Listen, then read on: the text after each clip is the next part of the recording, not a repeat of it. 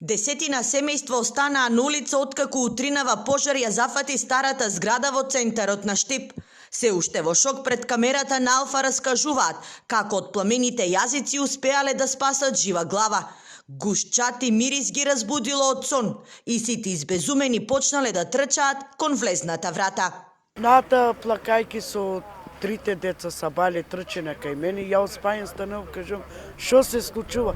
Трчи, кажува, мајко, кажува, сино, ке ти изгори унатре и он спи. Па успајање не фанало, днешка гледаме, унатре чур зади мене, од оваа соба почна, во онаа соба, и од оздоле нешто почна, не знам пожар како се изби. Успајање не фана. И ја мораш да ги извадам децата и ја и сопругата да извадам. Со 3 цистерни цело утро штипските пожарникари се бореа со пламенот, спречувајќи го да не се прошири и на околните куќи. Целосно се пеплосани подрумските простори и првиот спрат од старата зграда.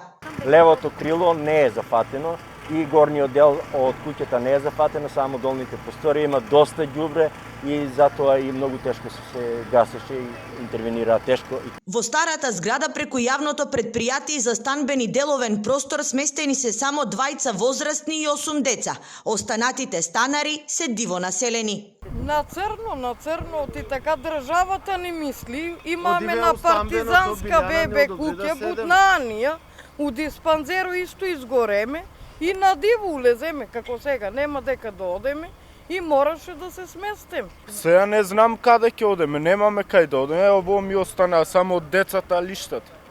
Друго ништо, човекот ми даде тренерки. Надлежните информираа дека во текот на денот ќе се бараат привремени сместувања, каде што ќе можат да се сместат станарите од старото забавиште.